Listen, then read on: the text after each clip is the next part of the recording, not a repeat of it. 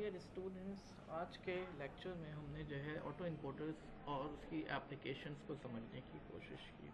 Auto encoders में दो part होते हैं, इनकोडर और डिकोडर। और हमारे पास जो एक्स होता है अमूमन वही वाई होता है, या उसका नॉइज़ी वर्जन हमने दिया था डी नॉइजिंग ऑटो इनकोडर में।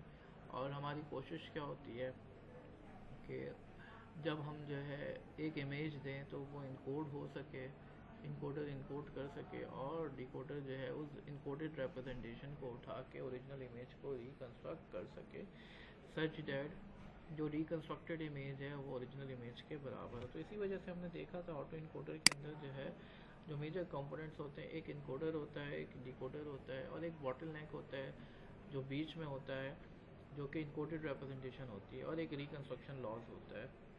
तो पहली एप्लीकेशन जो हमने देखी थी एनॉमली डिटेक्शन की देखी थी, जिसके अंदर हमने जो है एक इनपुट इमेज जो है उसको ट्रेन कराया, हमने नेटवर्क को ट्रेन कराया, उस इनपुट इमेज दी थी हमने, और वही इमेज जो है रिकंस्ट्रक्ट हो रही थी। तो उसके बाद जो है हमने एक एनॉमलस इमेज दी और हमने उसको रिकंस्ट्रक्ट करने की कोशिश की, तो हमारा इनकोडर फेल हो गया क्योंकि जो रिकंस्ट्रक्टेड इमेज थी वो बहुत डिफरेंट आई ओरिजिनल इमेज से।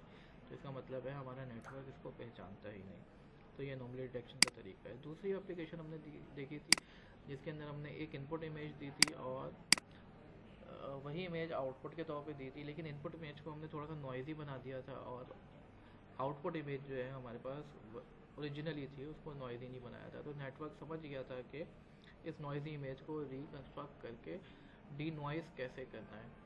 तो फिर हमने उस पर एक मॉडल ट्रेन किया, और हमने जो है अच्छा, ये मॉडल कम्प्लीटली ट्रेन नहीं किया मैंने क्योंकि इसमें काफ़ी टाइम ले रहा था। तो जब इसने डी नॉइज़ करने की कोशिश की तो इसने काफ़ी चीज़ें तो रिमूव की, लेकिन ओरिजिनल इमेज अभी भी रिकंस्ट्रक्ट नहीं हुई है।